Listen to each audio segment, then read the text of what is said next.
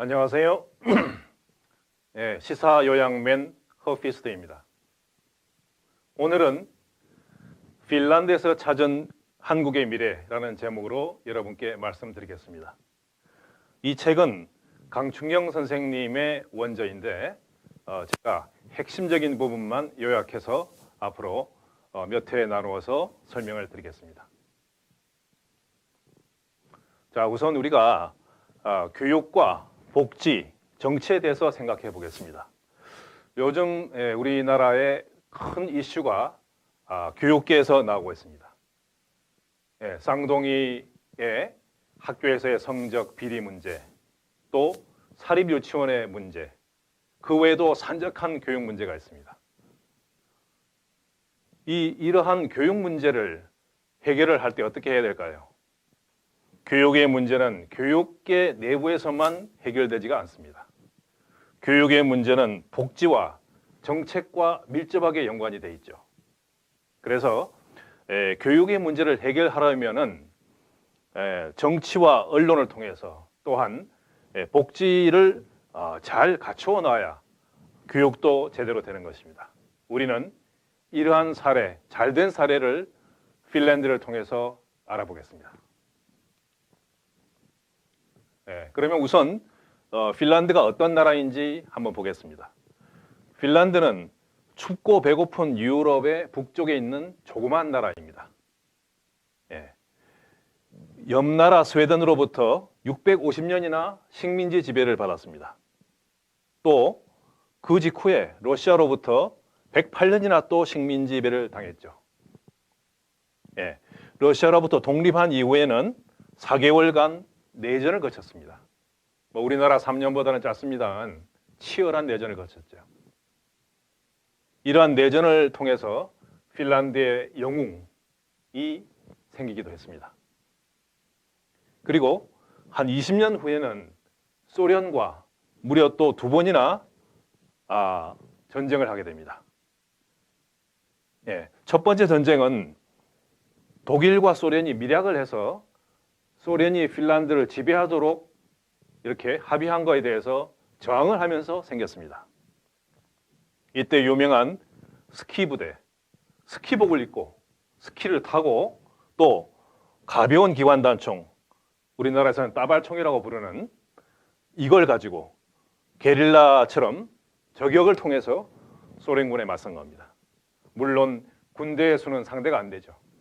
그러나 이러한 창의적인 방법, 또 치열한 애국심으로 또 영웅의 지휘하에 싸움으로써 비록 소련에 이기지는 못했지만 만만치 않다는 걸 보여줌으로써 협상으로 이끌었습니다.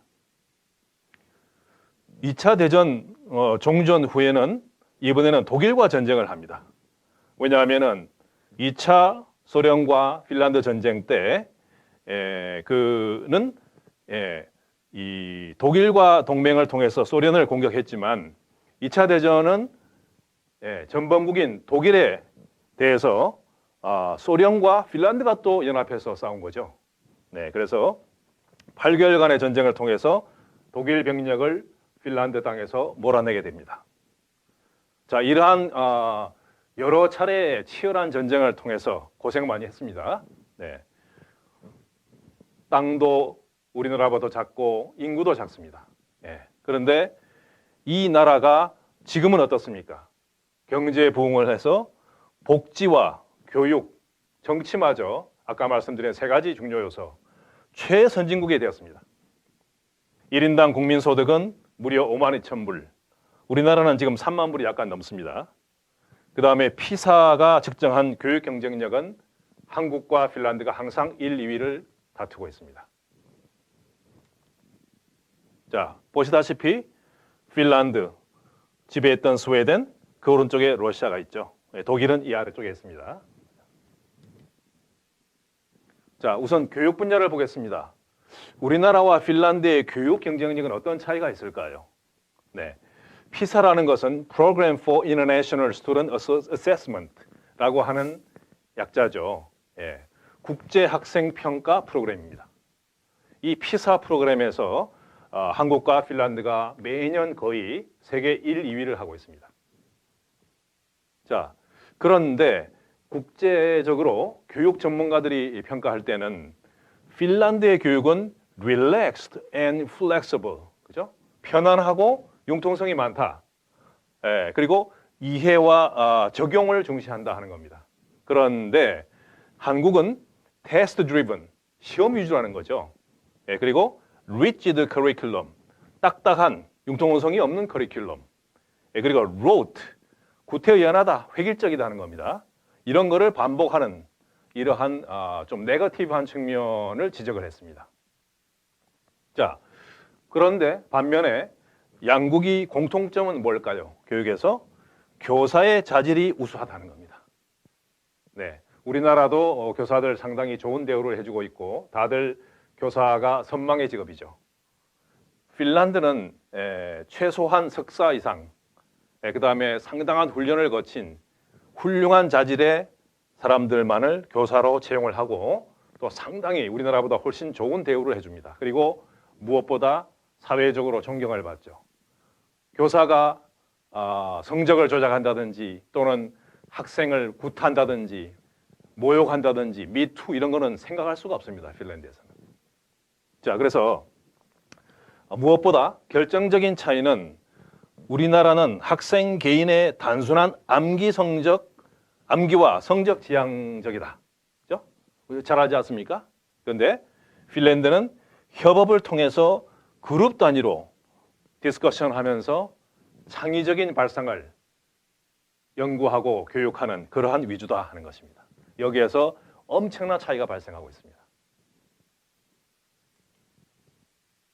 자, 그래서 인구가 550만 밖에 안 되는 작은 나라 핀란드. 예.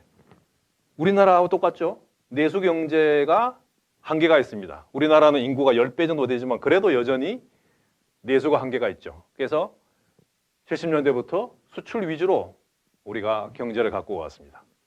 또 핀란드도 한국처럼 선진국을 따라하는 추격형 발전을 추구했습니다. 예. 그러나 한국처럼 추격형 모델은 한계가 있죠. 뭡니까?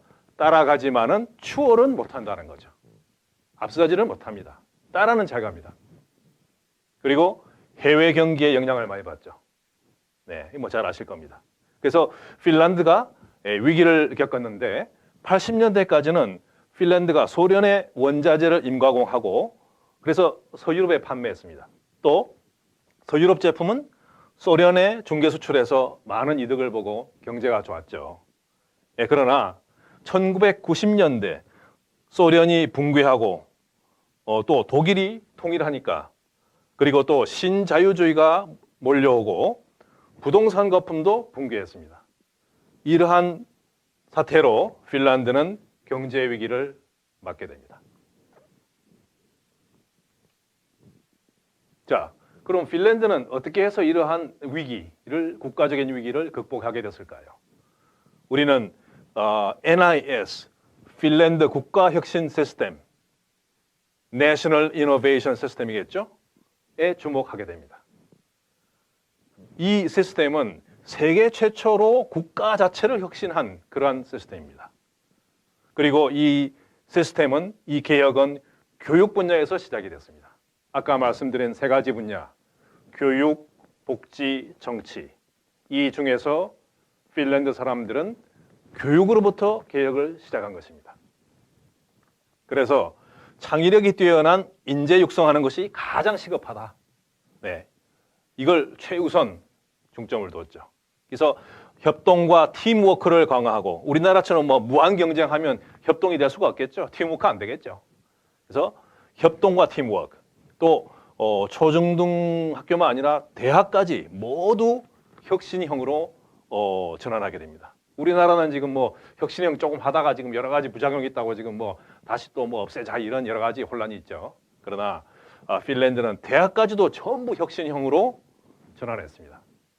그리고 300개 직업유관기관과 전문대를 29개 4년제 폴리테크닉스로 통폐합했습니다. 그리고 산학년 간의 교류를 강화했죠. 우리나라도 산학년 교류한다고 하지만 제대로 안 되는 경우도 많잖아요. 네. 그래서 특이한 거는 핀란드는요, 폴리테크닉스에 여성들의 참여를 법으로 의무화했습니다. 왜냐고요? 여성들 중에도 훌륭한 인재들이 많잖아요. 그래서 그냥 자연스럽게 자유경쟁으로 하면은 그러한 인적 자원을 활용하지 못하기 때문에 의무화했습니다. 그래서 쿼터를 준 거죠. 이런 것이 독특한 시스템입니다. 또 핀란드는 중앙정부가 큰 그림을 그리면 지자체와 산학년이 구체적으로 혁신 디자인을 만들고 실행을 했습니다. 그래서 핀란드 혁신의 세 가지 특징은 첫째, 실험이나 위험, 실패를 과감하게 감수한다. 이 우리나라 잘 안 되잖아요. 한 번 실패하면 뭐 망했다 그러고 그냥 말이죠. 다 알려지고 본인도 너무나 다운되고 이렇게 해서 재도전을 잘 못합니다. 그러나 핀란드는 이러한 실험 위험, 실패를 과감하게 감수하는 문화를 만든 거죠. 이러한 점은 미국의 실리콘밸리도 마찬가지 아닙니까? 네. 그리고 우리나라 요즘 중시하는 일자리 창출 방향으로 기획을 한다. 뭘 하든 간에 이게 일자리가 창출이 되겠는가 하는 것을 생각한다는 거죠. 그리고 한 분야 혁신이 다른 분야로도 파급되도록 한다. 그 분야 끝나는 게 아니라 다른 분야로도 연결될 수 있도록 한다. 예, 그리고 이렇게 함으로써 이제 투자가 주도하고, 즉 돈을 부어서 막 하고, 또 남의 선진국을 따라서 하는 추격형에서 이제는 혁신 주도형, 혁신, 이노베이션, 그 다음에 지식 기반형, knowledge based죠, 그죠? 지식에 기반한 이러한 경제로 핀란드는 성공적으로 전환하게 된 것입니다. 이 결과 노키아의 전성시대가 온 거죠. 그래서 노키아가 이 그림에서 보시다시피 2012년을 계기로 그 전까지는 노키아가 세계에서 1위 업체였지만 삼성과 역전되게 되죠. 그러나 그 전까지는 노키아가 전 세계에서 가장 지배적인 휴대폰 메이커였습니다. 심지어 노키아는 1996년에 세계 최초의 스마트폰이라고 할 수 있는 그러한 디바이스도 앞서서 개발했습니다. 그래서 노키아가 전성기 때요, 핀란드 GDP의 25%까지나 차지했습니다. 엄청난 거죠. 4분의 1이나. 삼성전자는 요즘 2015년 기준으로 우리나라 GDP의 약 15%입니다. 이것도 엄청난 겁니다. 그러나 노키아는 핀란드의 무려 25%나 차지했다는 거죠. 네. 그래서 이랬던 엄청난 노키아가 2009년도에, 아까 2012년도에 삼성과 휴대폰이 역전되기 이미 몇 년 전에 파산을 했습니다. 세계적인 흐름에서 이제는 왜냐하면 최초의 스마트폰 아이디어는 냈지만 그걸 시장에 완전히 보급은 못하고 전통적인 스타일의 휴대폰만 집착하다 보니까 안 된 거죠. 그래서 파산을 합니다. 그래서 파산 때 GDP가 이 때문에 마이너스 8.3%나 하강하게 됩니다. 그런데 핀란드가 말이죠, 이렇게 파산한 지 3년 만에 회복을 했습니다. 너무나 빠른 시간 내에. 왜 그랬을까요? 아까 말씀드린 바로 그러한 교육과 나중에 말씀드릴 복지, 이런 부분도 과감하게 빠른 속도로 혁신했기 때문입니다. 그래서 우리가 슈퍼셀이라고 하는 그 모바일 게임이죠. 이 슈퍼셀이라고 하는 이러한 최고로 훌륭한 그러한 벤처 기업들을 만든 사람들이 누구냐? 노키아에서 나간 사람들입니다. 노키아의 기술자들. 그 외에도 많은 잘 나가는 벤처를 만들었죠. 노키아에서 나온 사람들이. 그래서 무려 가치가 3조 원이나 되죠. 자, 이거 보니까 우리가 삼성 생각나죠. 삼성전자 혹시 망하면 어떡하느냐. 우리나라도 망한다. 뭐 우리나라가 15%, 한국 GDP의 15% 차지하지만, 그러나 우리가 이러한 전례를 볼 때 우리나라도 혁신을 열심히 하고 또 환경을 잘 갖춰준다면 삼성전자가 어찌 되더라도 거기서 나온 많은 훌륭한 인재들이 또 벤처나 중소기업가에 가서 잘 될지도 모릅니다. 네. 그래서 요즘은 뭡니까? 직장이 안전한 데가 없죠. 미래를 쉽게 알 수가 없습니다. 따라서 우리 젊은이들 특히 하고 싶은 일을 과감하게 하는 용기가 필요합니다. 지금 불안하니까 교사나 공무원 되려고 하는 풍조. 이거 참 심각하죠. 여러 분야의 인재가 필요한데 지금 너무 한쪽으로만 몰리고 있습니다. 안전 위주. 이래 가지고는 나라가 발전할 수 없죠. 예. 그래서 조금 위험을 무릅쓰더라도 하고 싶은 일을 해보는 그런 용기가 필요한 때입니다. 자, 그런데요. 지금 행복지수로 말하면 덴마크가 세계 1위입니다. 뭐 핀란드도 메디안에 들어갑니다만은 덴마크의 그 상황을 잠깐 비교해서 보기로 하죠. 덴마크의 훌륭한 점은요. 중학교에 졸업한 다음에 1년간 애프터 스쿨이라는 게 있습니다. 그래서 이때는 학교 공부를 그만두고 나를 찾는 시간, 내가 잘하고 즐거운 일을 찾는데 그런 프로그램을 하게 됩니다.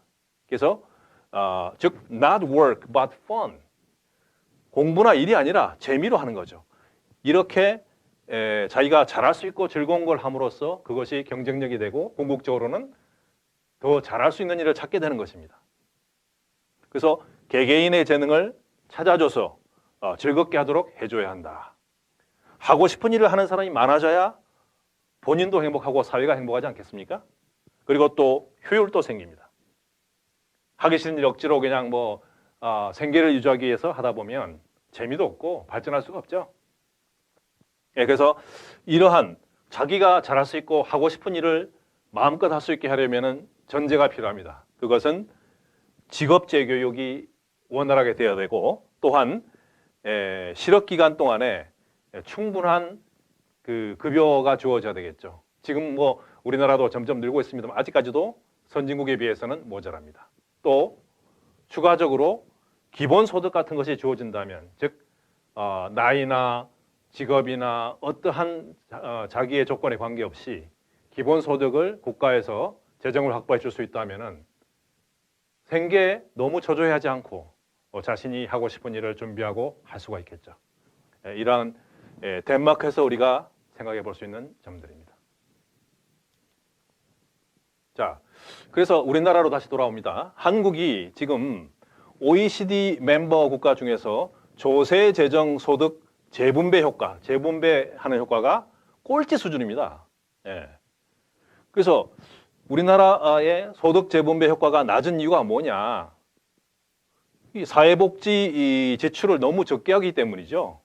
OECD 평균이 21.1%인데 우리나라는 절반 정도, 10.4%밖에 안 됩니다. 그런데 모 언론과 또 모 정치그룹에서는 우리나라가 벌써 복지가 과다한 양, 퍼주기다, 가난한 사람들 게을르게 만드는 정책이다 이렇게 얘기를 하고 있죠. 이건 호도하는 것입니다. 사실은요, 우리나라가 사회복지 지출액이 너무 적어서 사람들이 불안하고 자기가 하고 싶은 일을 마음껏 못하는 겁니다. 이게 진실이죠. 그래서 노후소득 보장의 척도인 공적연금의 소득 대체율이 우리나라는 39.3%인데 OECD 평균은 60%가 다 돼갑니다. 차이가 많이 나죠. 네, 그래서 지금 우리나라 정부에서 또 이 국민연금 이런 문제 개혁을 준비하는 것 같은데 이거 정말 잘해야 되겠죠. 어쨌든 국민 입장에서는 충분히 이러한 것이 사회복지의 수준이 올라와야 앞으로 자신의 소득이나 일에 대해서 불안하지 않고 하고 싶은 일에 연구하고 몰두할 수 있는 분위기가 된다는 것입니다. 그렇게 해서 성공한 나라들이 바로 북유럽입니다. 대표적인 나라가 핀란드죠. 덴마크고요. 자, 그러면 우리나라 경제를 활성화하는 방법이 뭘까요? 오늘 제가 말씀드린 거에서 한번 연관시켜 생각해 보겠습니다. 물론 이거는 종합적인데요. 이건 제 생각입니다. 자, 우선 중견기업, 중소기업, 골목 상권에 활기를 줘야 한다. 우리나라 지금 70년대부터 지금까지 재벌 대기업이 경제를 주도해 오고 있습니다만 그러나 고용 면에서는 90% 이상이 중소기업들이 담당하고 있습니다. 따라서 중소기업들이 활성화되지 못하면 우리 고용 문제 영원히 해결 안 되는 거죠. 더군다나 4차 산업혁명이다 해서 점점 자동화되고 인공지능이 어쩌고 하면 사람들 일자리 줄어드는데 어떻게 할 겁니까? 따라서 중견기업, 중기, 중소기업, 골목 상권이 유지되고 오히려 더 활기가 주어져야 한다. 그러기 위해서는 어떻게 하면 되겠습니까? 제 생각할 때는 외국 자본도 잘 유치해서 중견기업, 중소기업이 투자할 수 있도록 국가가 적극적으로 프로그램을 마련해야 됩니다. 예, 또 지역화폐를 이용해서 이 각 우리 지방에서 그 지역화폐는 그 지방의 중소기업과 골목 상권에서만 쓸 수 있도록 하는 거. 지금 최근에 성남시와 경기도는 잘하고 있지 않습니까? 잘 되는 거는 벤치마킹해서 써야 됩니다. 네, 그다음 두 번째 분야 역시 대기업이죠. 대기업은 지금 뭐 굉장히 뭐 비즈니스는 잘하고 있습니다만은 그 부정적인 측면, 네거티브 포인트가 있지 않습니까? 그게 뭡니까? 약탈적인 횡포, 이걸 억제해야 됩니다. 지금 여러분 지금 당장 벌어지고 있는 삼성 바이오로직스, 이거 뭐 그야말로 우리나라 경제적 피해 모든 걸 종합한 거 아닙니까? 분식 회계, 사기죠. 회계를 사기친 겁니다. 예, 주가 조작, 세금 탈루, 그다음에 정경유착. 이게 결국 이런 식으로 해가지고는 경제가 제대로 될 수가 없죠. 그래서 또 하청기업 납품원가, 그죠? 이거 계속 올려주기는 그냥 낮추고 있습니다. 그러다 보니까 살 수가 없어요, 중소기업들이. 또 프랜차이즈 본사가 수익을 독점하는 문제. 그러지 않아도 너무 많은데, 그죠? 본사가 너무 많이 가져가지 않습니까? 이런 문제 지금 개선 법률이 국회에 상정돼 있는데 통과되지가 않습니다. 네. 중소기업이 기술을 개발해도 대기업과 재벌이 교묘하게 약탈을 합니다. 이런 문제 무지무지하게 많습니다. 이거 개선해야 되겠죠? 또 뇌물 주고 정경, 권경 유착해서 독과점 하는 거, 문어발, 또 탈세, 배임 횡령 이런 거. 또 일감 몰아주기, 자기들 그룹 해가지고 말이죠. 친인척 에만 비즈니스를 몰아줘서 이런 것들이 다 시장 경제를 교란하는 행위입니다. 그래서 지금 최근에 다행히 우리 정부가 논의하고 있는 협력 이익 공유제라는 거, 그죠? 그 계열사, 하청 중소기업들이 그 오더를 주는 그 대기업과 잘 협력해서 좋은 성과를 나누면 그 성과 일부분을 중소기업과 공유하자는 거, 이겁니다. 이거 선진국에서는 잘 되고 있는데 우리나라에서는 자율적으로 안 되니까 법으로 만들려고 하는 겁니까? 예, 법으로 만들면 안 된다고 주장하는 사람들이 있지만 그러기 전에 스스로 안 되니까 그런 거 아니에요. 자, 이건 전례가 있습니다. 예, 지금 영국 노동당도 소위 말하면 포용적 소유기금이라고 해서 유사한 걸 지금 준비하고 있죠. 그래서 이것도 잘 되면은 상당히 우리나라 경제에 좋은 효과가 나올 것입니다. 또 마지막으로 남북 경제 교류를 통한 돌파구, 이거 중요합니다. 경제는, 자본주의 경제는 아시다시피 어차피 10년마다 20년마다 계속 그 불황이 반복되지 않습니까? 이거 어떡할 수 없는 겁니다. 그래서 경제 자체만이 아니라 경제 외적인 부분, 외부 경제라고 하죠. 경제 외적인 부분도 우리가 잘 가꾸어서 경제 좋은 효과를 내도록 만들어야 합니다. 우리나라는 현 시점에서 제일 큰 그 요소 중에 하나가 바로 이거죠. 남북 경제 교류입니다. 이렇게 해서 물류와 인적 자원, 지하 자원이 교류한다면 이 효과는 상상을 불허합니다. 예, 지금 뭐 세계에서 굉장히 그 유명하고 인연력이 있는 그런 투자가 짐 로저스입니까? 이분도 그렇게 말하죠. 이 남북 경제 교류가 되면은 한반도는 세계에서 가장 역동적인 경제가 되고 한반도의 경제력은 세계 3, 4위까지도 갈 수 있다. 지금 12위 그렇죠, 그죠? 네. 이게 그냥 헛소리가 아닙니다. 가능한 얘기입니다.